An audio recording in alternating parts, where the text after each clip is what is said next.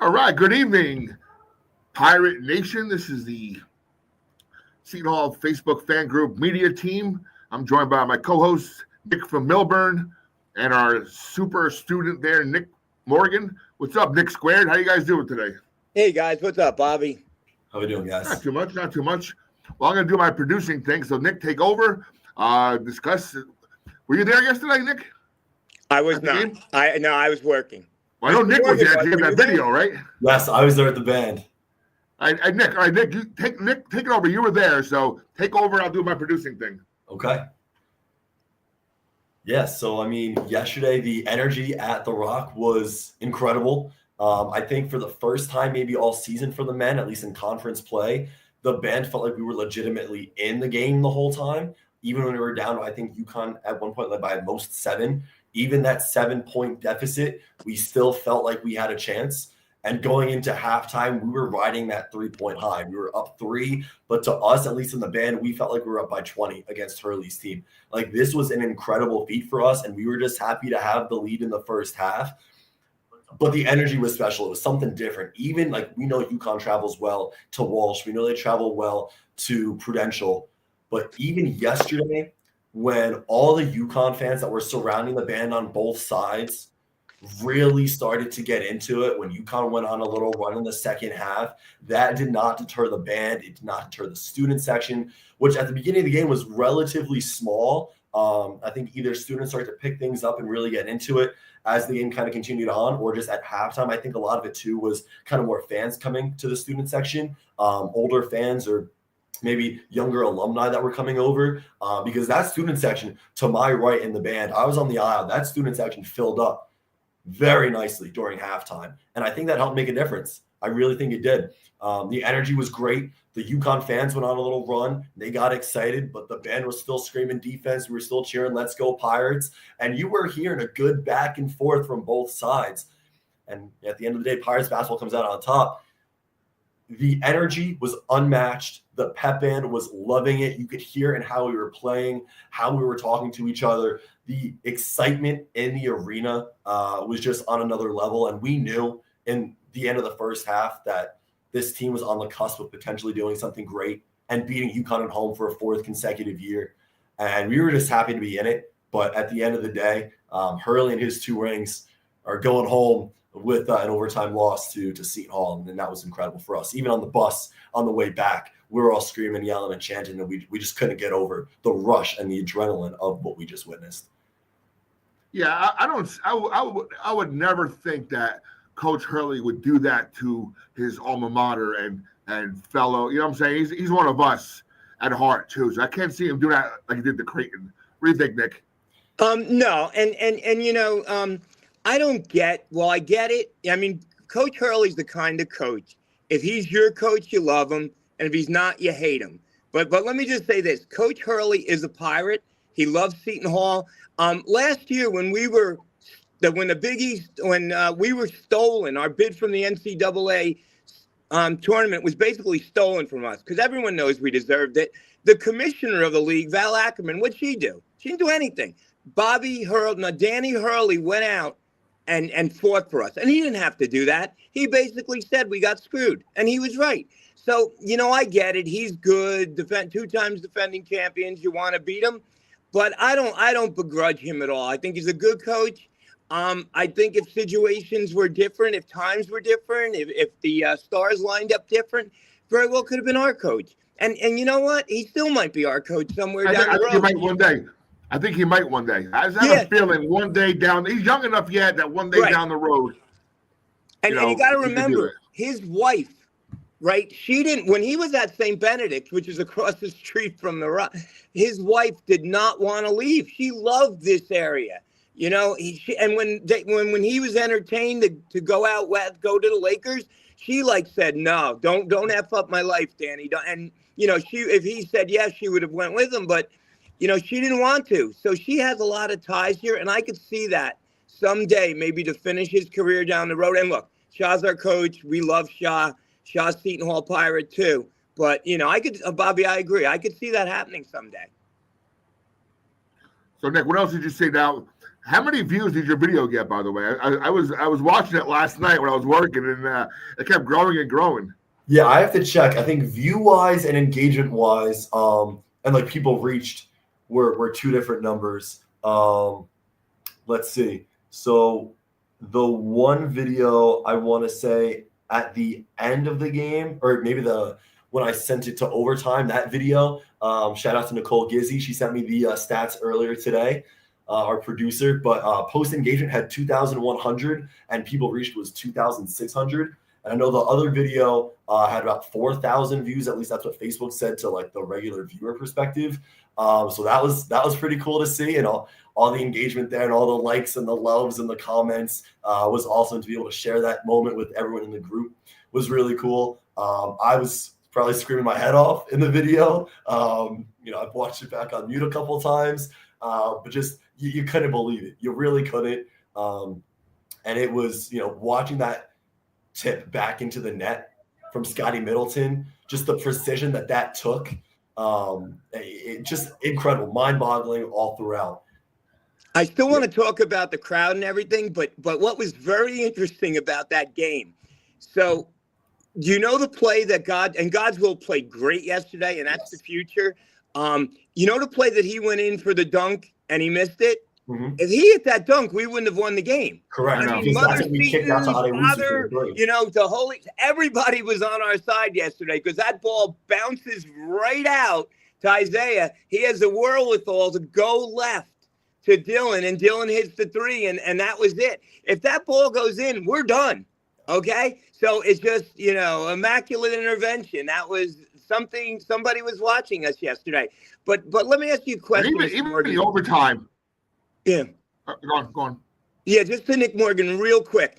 And I don't know if you noticed it because you were in the midst of it, and I was watching it on my phone.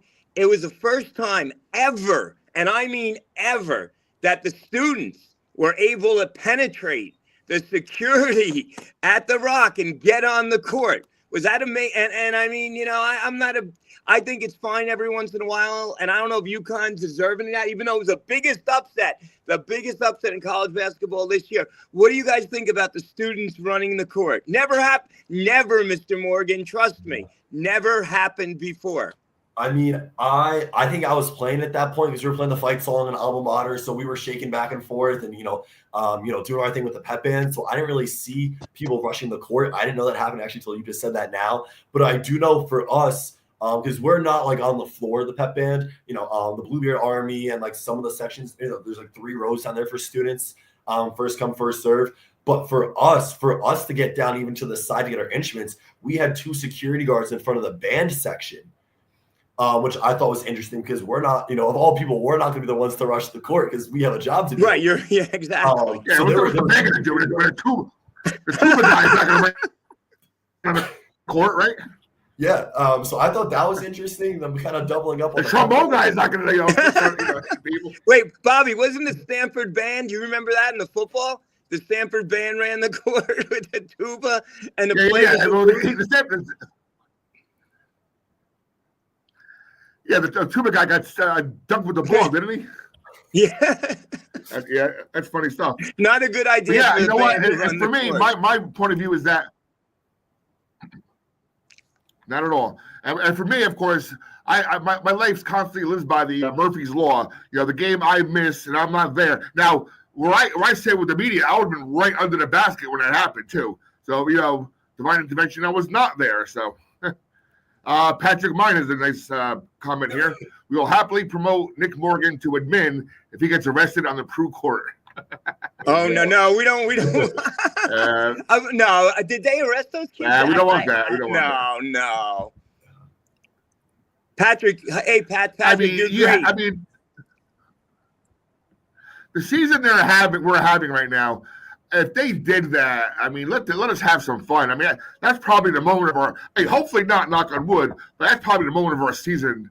That could be the defining moment of our season. We'll see what happens the next couple of weeks.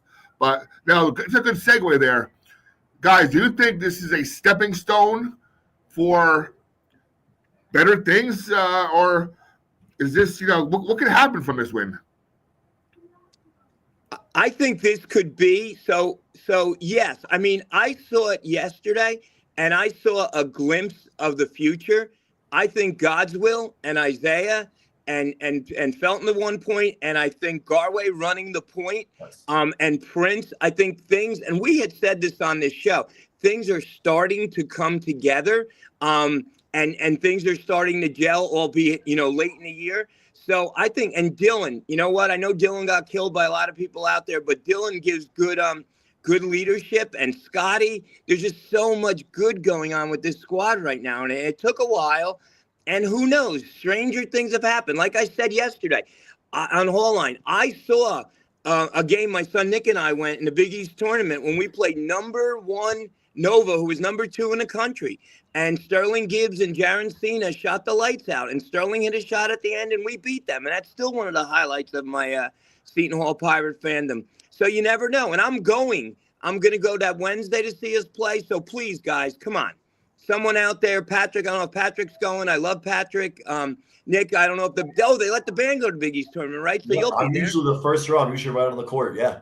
And I'm going to keep an eye out for you Wednesday. You too, Bobby. But I'll look for you at the Big East tournament. But Nick, what do you think? I mean, this gives us a little hope, right? It's a good thing.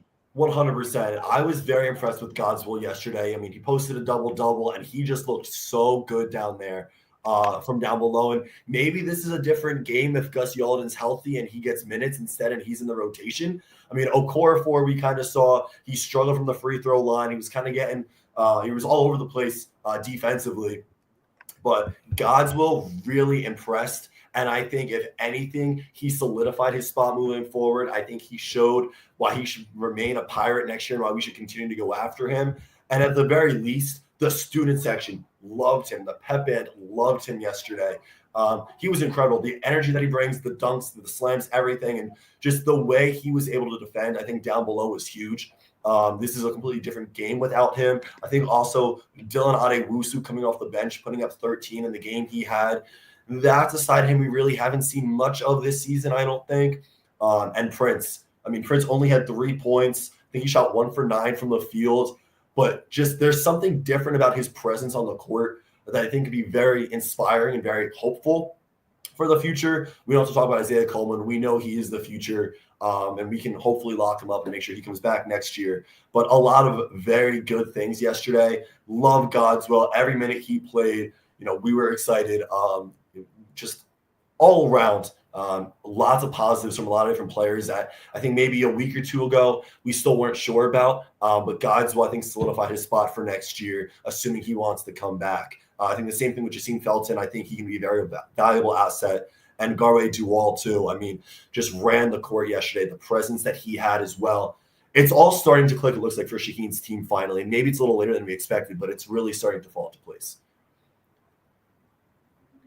Well, I think Felton will really benefit from that full year of being with the guys and then going into the off season with the workouts and the runs they have together. And guys, I have a quick question too. Do you think Isaiah Coleman can inch into first team Big East conversation? I mean, he's top 5 in scoring, right? I think he's top 3. I want to say, at least going into yesterday. I mean, there's some really good players in the Big East. That would be great. I mean, even if he makes, second team honorable mention. He should make second team, yeah. He should make second team. Did they do a most improved? Because he could definitely be in the most improved. Yeah, no, that's a very good point there. And I'm telling you, Rick Pitino, keep your dirty paws off of Isaiah Coleman, or else you're going to start a war you don't want to get involved with. But again, buy the new merch from Onward Setonia. But I said, and I was watching St. John's today, and I said this in our chat before. It sickens my stomach with Kadari, and not for him. God bless him. It's that we could not sign him. I mean, come on, guys. And if that happens again, I'm not going to blame Pitino. God bless him. Like George Steinbrenner years ago, we have to figure out a way. People that are a lot smarter than me, have a lot more money than me. Number one priority, you have to figure a way. It would kill. Could you imagine 2 years in a row how that would kill our morale? It just can't happen, right, guys? That's what I'm saying. It would cause a war at that point because then, on a lot of different fronts, the fan base, the coaches themselves, and then the rules of, something's going to have to change at that point. I mean, you can't just have, like I mentioned in our midweek show, you can't just have a situation where you're going to start buying players. Like, but that teams is the are starting to get GMs now, right? Like pro sports. Right, but that's it. I know. Yeah. Well, I'm saying teams are starting to get GMs now, right? Yes. Like college football, college basketball, they're getting GMs for their programs.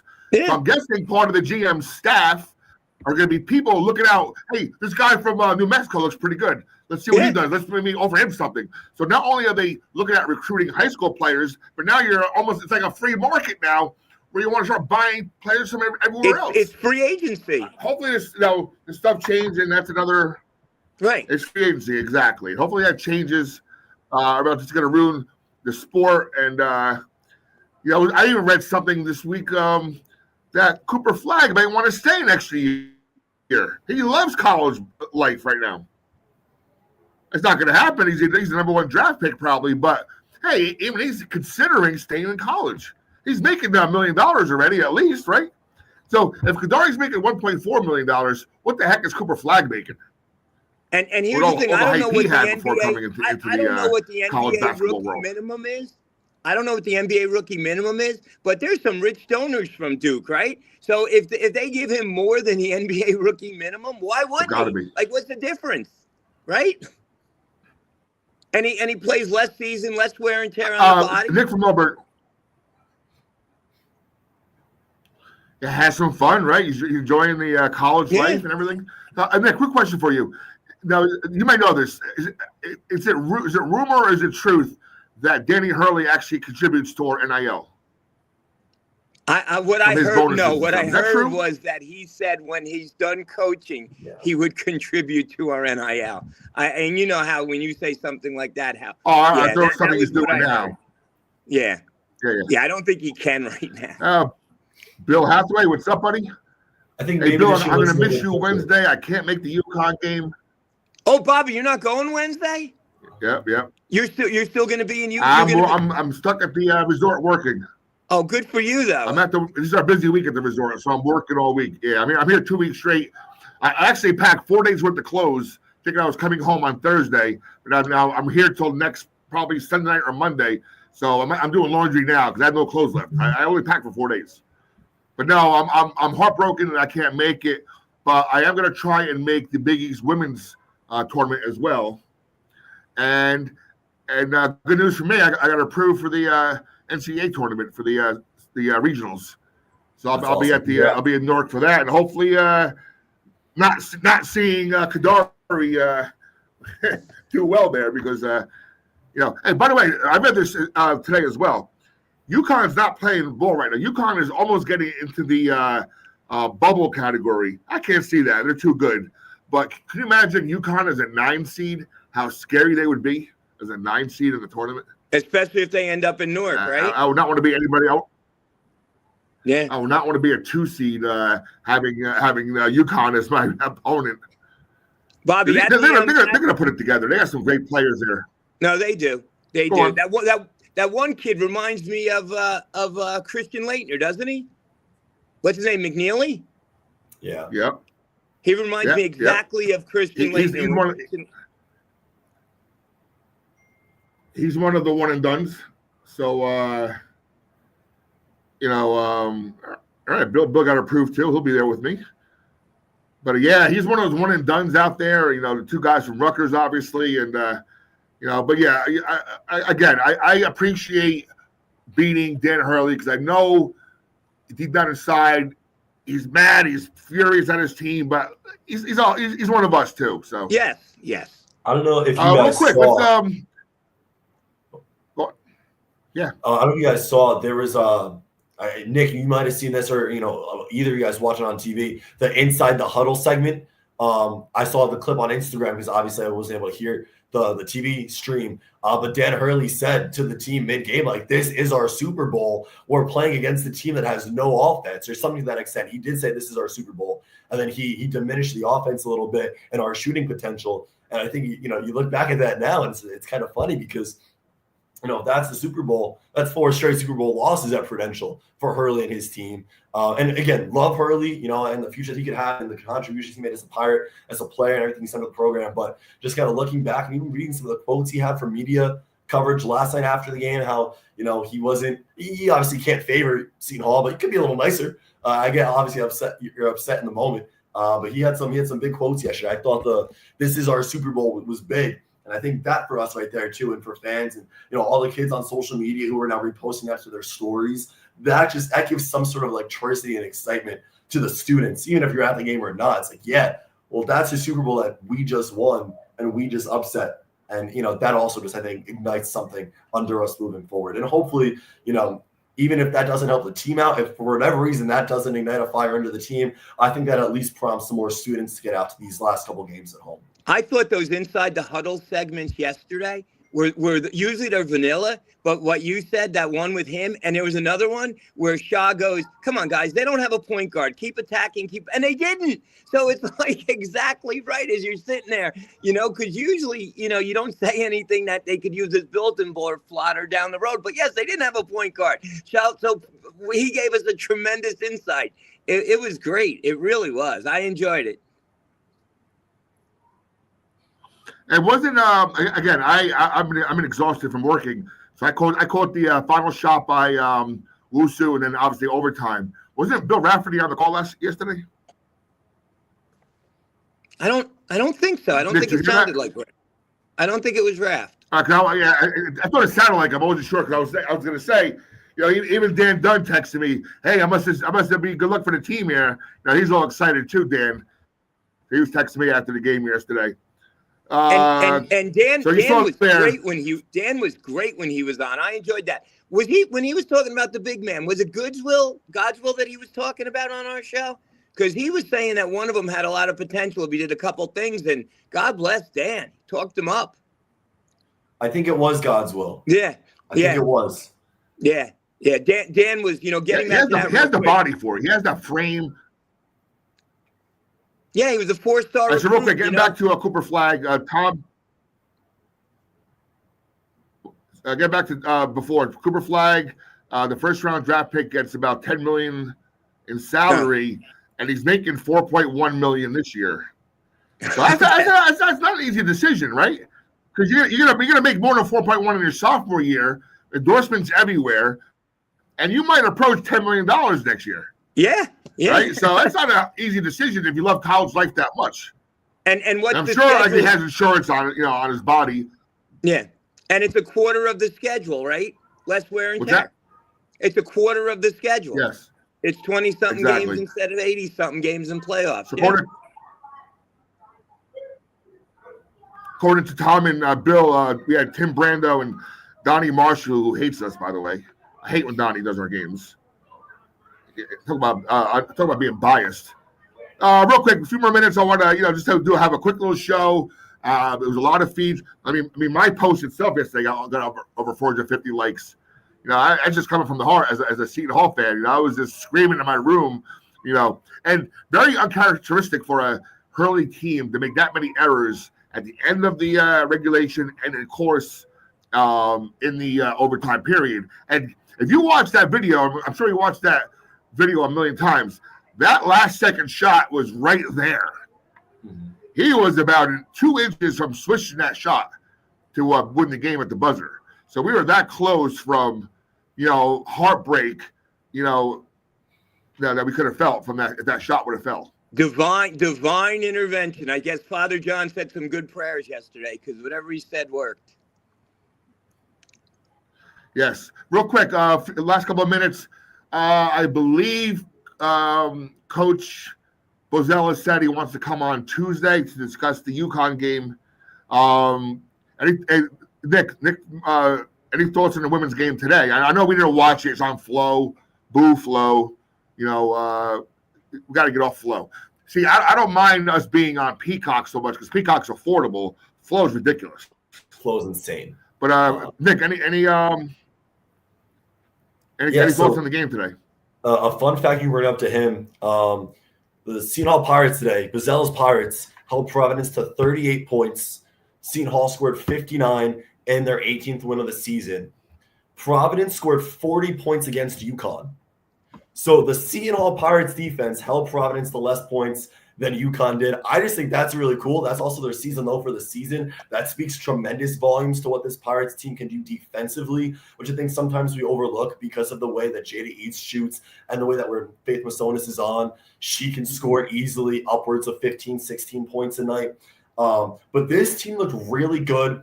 They were distributing the ball well. They were sharing the wealth in the first half. The second half and continued. Savannah Catalan was back. She was absent in the Marquette loss. She had 9 points, went 4 for 10 from the field. Jada Eads led with 13. Faith Massonis had 12, so she bounced back as well. She didn't have a great game against the Golden Eagles. Ayana Lopes actually got the, I don't know if you guys follow social media at all, but Ayana Lopes got like the chain, the player of the game chain from the assistant coaches. And she did very well. 6 points. They kind of said in the video that she wasn't playing 100%. So I don't know if there's something with the lower body there that's bothering her, but she was notably off the past couple of games. But Lopes had 5 defensive rebounds, 1 offensive rebound, a steal, 3 blocks. She leads the team in blocks, 6 points as well. So her presence was really known. But this Pirates team looks really good with Ramani Parker getting more looks and more minutes. I think she adds something to the squad. 15 minutes tonight. Oh, yeah. Height. 9 points. Height, yeah. Yes, and the height is big. Height, experience. When you take Faith Massonis out, being able to sub in Ramani Parker, or if you're running a bigger team, having Massonis and Parker down below and being able to guard, especially we saw Marquette. Marquette's a big team. Like we lost because of their height and the physicality. They just use their height better than we can, or at least in that previous game where we lost the other day. But Seton Hall looks really good. And, watching the play-by-play come through on ESPN, this team is shooting pretty well from the field. The three-point shooting is kind of hit or miss per game. They shot 19% today, but 90% from the charity stripe. They're really coming together. They have the big game against UConn coming up at home. But Bozella said, and Bobby, this was in your show, Providence was ranked 3rd coming in or projected to be 3rd. And this was a serious game. They didn't go into it expecting to win. They knew that this was going to be a challenge, and they held Providence, a team that was averaging, I think it put in the write-up, 54 points a game, at least in Big East play, 38 points today against our Seton Hall Pirates. Very good things. A lot of optimism again from the women, and something that you're really hopeful for going into this big UConn game on Wednesday. Yeah, by the way, if you watch the show, Savannah Catalan had the flu, so it wasn't any type of bodily injuries. The reason she missed the last game against Marquette was the flu. So obviously she's feeling better. She made it back today. Final thoughts, fellas?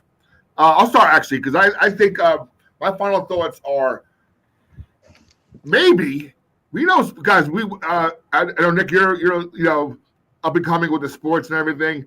Nick and I have been around for a little bit. What's one of the biggest things that happen in sports? Sometimes you overlook your opponent. UConn had a tremendous win today, ending South Carolina's 71-game winning streak at home? Yes. In dominating fashion. Maybe, just maybe, they're going to overlook us on Wednesday. I doubt it with Auriemma the way he is, but you never know. And whatever happened yesterday could very well happen on Wednesday. So you got to believe. You never know what could happen. One more thing, and you guys can go next.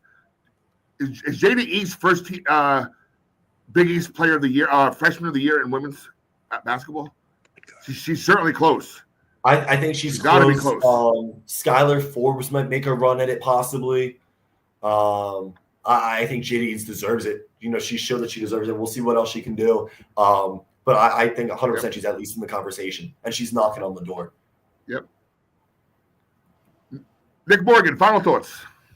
Yeah, a lot to be excited about with both of these programs. That win yesterday against UConn for the men is really just a boost. That was second conference win against this UConn team. And it's going to excite a lot of people. The players have a lot to be proud of. Shah has a lot to be proud of. He's starting to finally see what maybe the team he saw, what he could have seen earlier in this season that we weren't seeing. It's finally coming to fruition. I think it gives a lot of hope for next year. And as for the women, I mean, Bobby, you said that maybe UConn overlooks us. I think most people are overlooking us. I haven't checked the bracketology lately. I wouldn't be surprised if we still weren't being considered, though. We're down.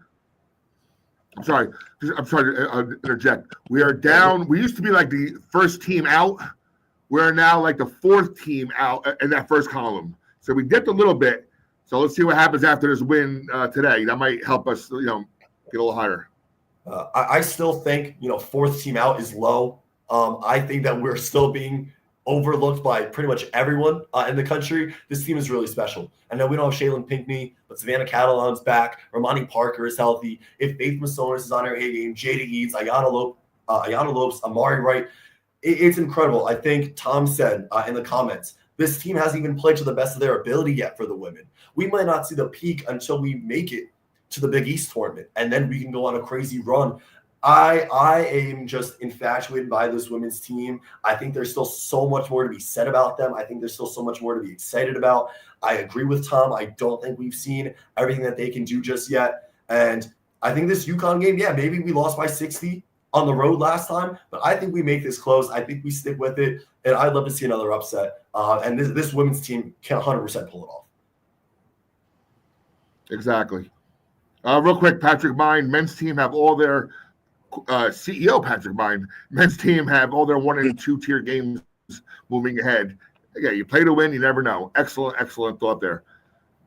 My co-host, Nick from Milburn, final thoughts today, this evening. Thank you, Bobby. And a quick shout out to the coach, Tom Eccles, and our CEO, Patrick Mend. Without your guys' support, this wouldn't be possible, and I appreciate both of you. Absolutely. Nicole Gizzi, I also appreciate Nicole. I thought she was going to hop on tonight, but I guess she had other family matters to do. Yeah, she's making dinner. So with the women's game coming up, and let me just say this. There will be scalpers at that game. There will be scalpers on the campus of Seton Hall University. I heard it's a high ticket, right? I'm sorry, what? I'm saying it's a high ticket, right? It's a high ticket, I heard. Yeah, no, there are no tickets available. They're gone. They've been gone for months. And when the hottest ticket this year, men's and women's, are the UConn Seton Hall game coming up on Wednesday. And I have 4 of mine, and I'm going to be there. I'm just totally looking forward to it. And you never know. They played really well today. Paige is clicking. The Fudd girl is clicking. It's going to be Paige's last dance at Walsh. But you know what? Once Walsh can be so loud. I couldn't believe how loud it was for the NIT last year. Hopefully the energy will do that. We'll get off to a quick start. And, we have a great coach, and we have a great coach on both men's and women's side. And I just want to say that about Shah. I know Shah was a little beleaguered, earlier in this year, and Shah's a very good coach. And now he's getting this team to peak, and they're peaking at the right time. You never know what's going to happen with the men's team, but I'm very encouraged about the future. And, getting back to the thing, Danny, we were talking about, look, what annoys me more about Connecticut than their coach is their fan base. And there was a lot of crying yesterday. Oh, we didn't get the call. Brian, on the one play when we stole the ball, they were screaming that there should have been a foul. Brian O'Connell, best official in the Big East, was right there. He saw it. He didn't think it deserved at that point of the game a foul call, and he didn't blow his whistle. Remember, we lost the national championship on the worst call in the history of college basketball. And officials all over the country were saying, off the record, that official should have put his whistle in his pocket. And sometimes good officials do that. And Brian O'Connell, who has repped hundreds of UConn's games and not made that call in favor of them. So UConn fans, you're crybabies. It's sour grapes. And go Pirates. Go Pirates. Again, look for a potential Coach Boz show on Tuesday, and we'll schedule our midweek show probably tomorrow. Real quick, I talked offline. Coach Boz is willing to come on our midweek show as an interview sometime this season, or I was just going to ask when you the that. season's over. So He would be coming on. great Yeah. on this show because he's knowledgeable on men's. Nobody loves Seton Hall more than Coach. Yeah, that if that would be Coach. If you're watching, I love you and we'd love to have you on. And one more thing, I just noticed this, Captain Tom. I know we have certain rules about scalping tickets, but is this legal? Bill from Orange is looking for a ticket for one friend. I don't know. Are we allowed to do the reverse scalping? Can we plead for tickets? Is that allowable on our page? I don't know.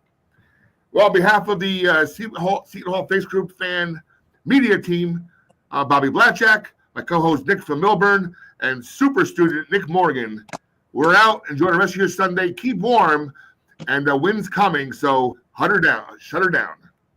Take care. Good night. Great job, Right. fellas. Good job. Good night. That was fun. That was Awesome. so much fun. Thank you. That was Thank you, fun. guys.